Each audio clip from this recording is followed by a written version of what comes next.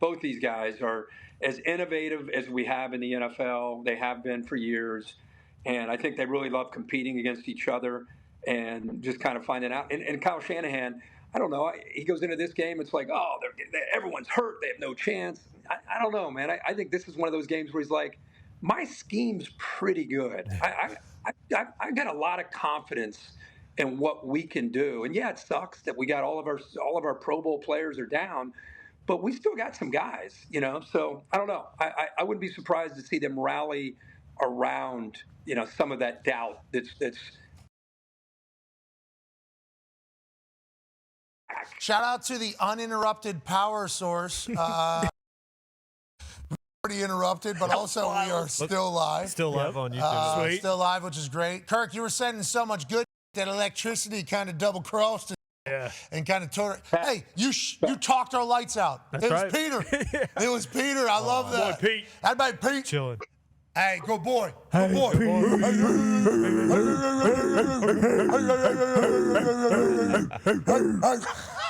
Think about people turning on their TV. They know. Let's talk about Shedeur Sanders. Okay? Ooh. Do we have to? I know. Do we? Well, should we? Because it's bad. Should we just do the whole thing like he did? If we're gonna be honest about it, holy, you kidding me? Content creator, good. Sure. Okay, if he's a content creator, Sure. Yeah. it is good. Yeah. Okay, like that was a hilarious response. Once again, this is just like, this kind of goes back to the Anthony Richardson conversation that kind of happened a year ago. It's like when you're a quarterback, it's just a different animal. Like being a quarterback is just a different thing. Yeah. You're the CEO of a company. You're the face of a multi-billion-dollar operation. Like that's what a quarterback is. Me, punter, could get away with being a dumb in certain things. Don't have the spotlight on me all the time. Shedeur, third-string quarterback, fifth-round pick, obviously has a massive spotlight on him because of who he is, the success he's had, how many people follow and like him, and also, you know, the family he comes from is a very important piece of the entire puzzle because that particular family, the dad happens to be one of the greatest athletes to ever exist. Not just one of the greatest football players, just athletes of all time, motivators, businessmen, musicians, we'll even say. Sure. I mean, you name it, good at everything. So family is going to be followed. Him being a part of that, obviously going to be talked about.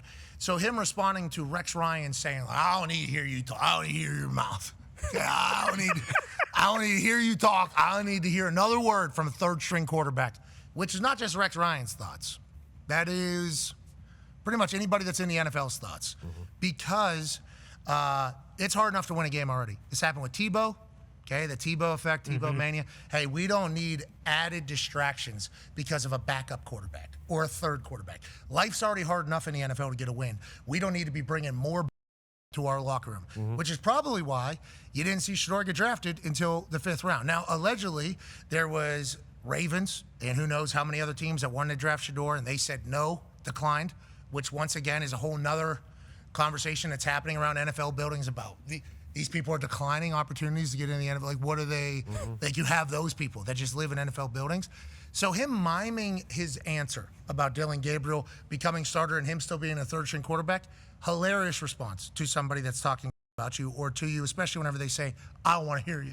Sure. Like, that is pretty clever. That is a hilarious response. Like, I would like to say, on the record, hysterical response. And people have said, hey, I don't want to hear the punter before, and I wish I would have thought of this idea. I would like to say that I wish that was the case. But much like everybody else has kind of reiterated, this is like a content creator type thing as opposed to maybe an NFL quarterback. Now, all he needs is one team to want him. Okay? So who cares if you piss off a bunch of decision makers with this? Who cares if you legitimize all the worries about you being a distraction or something, not taking it serious, or do you want the best for the team? All that.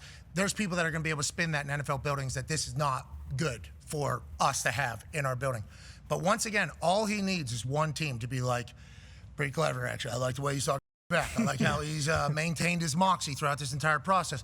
I don't think Dillon Gabriel, even though people are taking his quote and saying he's taking a shot at him, it's like, feels like Dillon Gabriel, Joe Flacco, even when Kenny Pickett was there was never like beef towards Shedeur Sanders. And Shedeur was doing a lot of community stuff before, and it was never like beef towards Shedeur. It is heightened awareness, heightened clout because of who he is. So he knows, he has to know that and understand that. Everybody's gonna talk about it, but like, there's definitely people in the NFL that are like, exactly. That is exactly what we thought. But you don't really hear Dillon saying like, Kevin, you don't really hear anybody that's actually in there being like, this guy is a nuisance or a pest or drama or controversy or anything like that. But there is a lot gets out that you just think to yourself, well, that's not a desirable thing that we would want to see from a third-string quarterback for our team. That is kind of what people think. But it's like Shedeur's going to get covered in a different way. How many times does ESPN Cleveland radio have an iPhone on the third-string quarterback? Right. Okay, so it's like never, normally. I was the third-string quarterback for the Colts for a couple of times, and I wasn't asked questions ever. So it's a gift and a curse. Everybody knows what's coming with the Sanders family and what it is and how it's going to be. Just like with Tebow, just like all these people that get labeled potentially a distraction. There's going to be people that hate it, and every move that happens legitimizes that hate. And then all you really need, though, is just one person, one decision maker to be like, I don't mind it. We can handle it. If it gets in our building, he'll be good. We'll see if that ever happens. Well, probably kind of hard, too, for Shedeur, just because him and Gabriel came out at the same time. They played college at the same time. And, like, it's probably easy for Shedeur to look at his stats in college and, you know, Gabriel's stats in college, whatever, and maybe think he's better. It just doesn't make any sense for him to kind of come out and do that whole thing. It just creates drama immediately. We're heading into week 5 of the season. I think injuries have started to really take over some teams, like the Niners tonight, which we'll definitely dive into at some point. But week 5, obviously it's October now. You talk about Thanksgiving being when it matters. What do coaches know by week 5? Like, what do you think coaches are thinking at this point as we're done with the first quarter of the season and now we're trying to navigate the rest here, Coach? Well, I think just like anything, you know, you've already touched on injuries. I mean, you know, every year you're going to fight injuries. It's just a matter of how many, you know, when they come. And who, you know, obviously what position. Sometimes you get overloaded, and you know, if you go right to San Francisco, I mean, they have this many this fast. I mean, that's a difficult challenge without a doubt. But I think when you get out of September football, I mean, in my opinion, I've always felt that September football is a little sloppier. And, you know, you got the training regimen with the new CBA.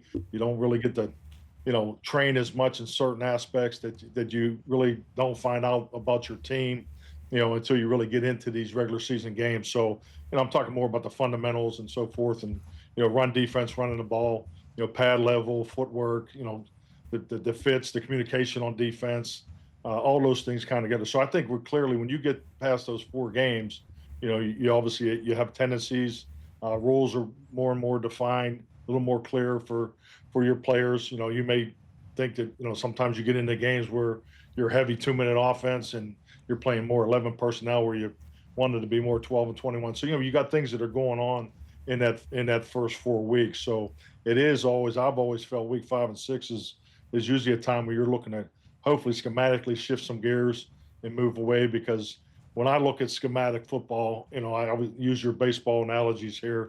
You know, you always want to establish your fastballs and your curveballs, but then now you start to change ups and things like that. So I think that those things start to come into light when you get out of September and you get into this phase. But injuries, it's just, they're always going to be there. And when you have a bunch early, it is challenging, because now your younger players are playing probably a little earlier than you want them to play. We actually got into this a little bit last year in Dallas, and I think, but you know, the benefit is in the long run. But these younger players are getting ready for November, December football, and you know, history will tell you that your young players are going to be playing in some of the biggest games of the year at the end of the season. When it matters most there, and you have to reestablish what your fastball is whenever you have a new cast of characters, especially at important positions. I mean, that is quarterback being the most important. Like, what is our fastball now with McCorkle Jones at quarterback, let alone everybody else? Then we start getting our curveball, then we get the sweeper, the splitter, the sinker. Yep. You know, then we start working the junk. You know what I'm saying? Like Dave Bednar does. Yeah, and then another guy from Pittsburgh. Mason Miller. Yeah, Mason Miller, this guy. He's got absolute heat. But you're right. Establishing who the hell you are is certainly a benefit. But then whenever you get injuries, it's like, well, who are we now? It's like a never-changing situation. Injuries, 100%, right? Every team. You just got to hope it's not at a key position. Is that what every coach and GM's doing? Like, we know injuries are coming. We just pray to the football gods that it's not at, like, one of our pillar positions. Is that an accurate kind of feel that you guys all have whenever you go into a season? Well, I think the obvious is, you know, certain positions are affected more by change than others, and that's just, you know, that's just the natural part of the game of football. But you know, you really don't want to see anybody, you know, have serious injuries, you know, significant injuries where, you know, could affect their, you know, the whole season or a significant amount of time. So that's really the, you know, I know what I'd always hope for, because I mean, it's the fact of the matter. It's a violent game. Players are going to go through the injury phases. They go through it in their career. So I mean, it's really part of the game. Availability is the most important ability, and that's the fact of the matter. And especially in today's football, with the way things are set up, the best thing that can happen to any football team, especially a young football team, is they get to practice every day together and they line up and play every day together, particularly, through September, because that's how you build that connection and get the momentum. You got to learn how to win sometimes when you're dealing with a younger team, and then you get on a roll. But yeah, the injury part of it, it's there, and it's challenging, especially for these two teams playing tonight. I mean, when you have the injuries on a short week, I mean, that really manifests itself even more. Niners go from a 3-point dog to an 8.5-point dog as the injury report continues to roll out. Go ahead, AJ. Coach, speaking of that, like with injuries, when a team, especially an offense, is ravaged by injuries, has a lot of injuries, maybe have a backup quarterback playing, can you explain what it means when coaches say they're going to like dial down the game plan, they're going to shrink the game plan and make it easier, I guess, for, say, a backup quarterback? I'm not saying they need to do that for Mac, but is that something that coaches will, like, how do you do that? How do you scale back when you have to put somebody else in that doesn't have much experience? Or Thursday night game plans in general. I think just kind of all of that kind of going into one. Yeah, I mean, I'll start with the Thursday night game plan. I've always put in more in the previous week, and anticipate the carryover that you'd have from, the Sunday game into the Thursday. So, because, you still want to have enough volume to be able to have the flexibility throughout the course of the game. So, but yeah, as far as dummy, I mean, really, it depends on who your quarterback is, frankly. I just think that, now we get into the design of the quarterback room. Do you have a true veteran, quarterback that's with experience? Is the profile of the quarterback, the backup quarterback, physically, and his attributes are aligned with, with the starter, which I always preferred. So, because you definitely want to make sure you're giving your offensive personnel the opportunity still to be successful and contribute to the team. I think the biggest thing is the complementary football value goes up even higher when you get to your backup quarterback. It's just, the ability for the offense to play to the defense and vice versa, and field position and those types of things, just the emphasis on time of possession, really the vitals of any game, taking care of the football, just as far as, I think just like anything in life, you get what you emphasize. Mac Jones, first love, Shanahan, number 3 overall pick. Let's trade away everything. If he has another incredible game, is this toe injury? We're going to wait. We're going to wait until this toe injury is 100% with Brock Purdy. How much does the coach understand about the potential drama outside of a building with this type of stuff, especially at the quarterback position? Brock Purdy comes back, still injured, doesn't look great last week. Mac Jones 2 weeks ago looked unbelievable. If he was to look great again tonight, that's good for the team. I think having 2 good quarterbacks is obviously a great thing. But do you have to think about the drama? Like, are you reaching out to Brock, letting him know he's our guy? Like, how does that kind of get managed by a head coach, knowing that there's going to be outside talking about what you need to not get inside? Yeah, I think the noise is something you're really working on and managing every single day. It's based on how you interact daily, how you communicate daily. That quarterback room, I'm sure, is very, very close. I've never been in one that isn't. So, yeah, I don't think that drama is something that's really dealt with in the room. If it is, then you probably got to look at the things that have led up to that point in time. It's part of the game, and the fact that they'll be able to stay right in rhythm with how they want to play conceptually, how they want to play against the Rams, which as we know, the Rams defense is a big challenge. So I wouldn't be thinking about that. Personally, I wouldn't be thinking about that at all. And I'm sure Brock is helping Mac get ready for the game. And that's the type of quarterback rooms I've always been a part of. Ladies and gentlemen, the American Nightmare, Cody Rhodes. Yeah! Woo! Yeah! Yeah! Yeah! Woo!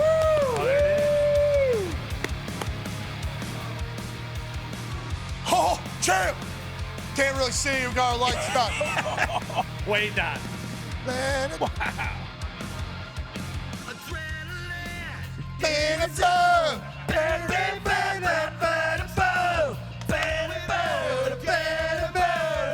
My hands are so sweaty. I'm sorry. You doing, champ?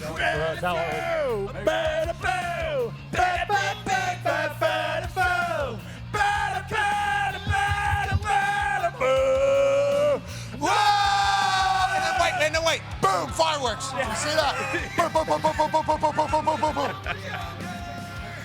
Yeah, I heard you missed him. Yeah, you played it off. You look cool. It was cool. Yeah. There's a microphone. No, need your mic. Need your mic. I'll say this.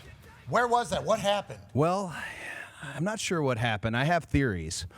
There is a Ken, the title upside down. Yeah, That's bad. The Miz did that. No. And he has one since. There's a writer who was featured on WWE's hit series on Netflix, Unreal. I call him Baxter. I think it was him who did it. Anyways, though, here's the sad part. When it didn't blow the first time, that's a good sign to not do the punch. You know what I'm saying? Let it go. It's not going to be there. Oh, no. I went for the punch. Again. Again, no pyro. And then got up on the buckle to do the big one. Whole thing, yeah. And no pyro. And getting up on the buckle with my hamstrings and my butt, which it's getting real big. Yeah. You need that full explosion, you know? And it didn't happen for me. Sad night, but hey, they woed. Yeah, They always always won. Yes. And AJ even woed. thank you. Yeah. I really You're appreciate welcome. you guys, the version of my song that we have here Ban on and the show. ban. Yeah. Bada-boo. Bada-ba-da-ba-da-ba-da-boo. Bada-ba-da-ba-da-boo. Bada-bang. Bada-boo. Bada-ba-da-ba-da-boo. Bada-ba-da-ba-da-boo. Whoa! Yeah, that's good. That is music to my ears, and I sincerely appreciate you guys doing So, it. do you Thank know the words, appreciate you. obviously? Yeah. I don't know the words as well as I should. Now, Downstate, we made that song years and years and years ago, and I've used it every single place I've gone. Out the Curtain, Adrenaline in the Soul. Okay. I actually don't think I do know the words all the way. I know this, though, is sometimes it lingers a little. And you're just waiting to do this. Yeah. You're already in the spot. Yeah. So you got to kind of sit there and you'll see a couple. Hey, buddy. Hey, man. Just give it a second. Here we go. Yeah. So it's a great song. Thank you, guys. Born and raised in the biz, which is why I think you're here today. Okay. Yeah. The fact that you came here to the Thunderdome to do this conversation, I think is very old school, but also incredibly awesome that you feel obligated to do as such whenever you're a champion of the WWE. Tomorrow night, Cincinnati. Yeah. You're tag teaming with Randy Orton. Is that what I read? That's the thing. It's Heritage Bank Arena, which is an arena I love, and it's Randy Orton. Let's go. Somebody who was a mentor to me in the game, and no spoiler, Randy is. We don't know how much longer Randy's going to be doing this. I don't want that to creep up on me if we didn't get one more good old-fashioned Mega Powers style tag with the guy who is partially responsible for me ever getting anywhere in WWE. So Randy Orton, Cincinnati, it's a great fit. I was right around the corner. I had to come by. You have been very hospitable to me in the business. You've been around the business a long time. Right now, bigger heights. You're going to Perth, Australia next week, and that's just like status quo. Yep, going to Perth, Australia. Going to sell out a stadium probably. Me and Seth Rollins are going to battle for the most precious prize in the game. State of the business right now. If you were just to be give a kind of an entire address of where we are right now, what would you say? How would you describe it to somebody that maybe doesn't watch wrestling on a regular basis? Well, with ESPN and where the industry is at, pro wrestling in general, only onwards and upwards, which is new because you have these peaks and valleys throughout wrestling history. I've always loved it. But say, look at the Attitude Era. If you really look back at it, it's actually a shorter time than we remember. The golden age of the 1980s, Macho and all that. It's a shorter time than we remember. We've been cruising now 4 or 5 years. Dallas Mania, even the year prior to that, it's been onwards, upwards. A lot of that has to do with Nick Khan coming on board with WWE. He's a super genius. Super genius, and that's a wrestling term in a way, super genius. And so much of it has to do with it has the best roster. Right. WWE's roster is, you got Seth Rollins. The fact that we get to go do that and get to do it in Western Australia, in Perth, world champion, WWE champion, it's a beautiful thing. So as long as this roster stays healthy, stays happy, stays cooking, it's onwards and upwards. And I think the heights for sports entertainment and pro wrestling, we've never seen anything like this before. So this is just, as a kid who loved it, always thought it was cool. Yeah.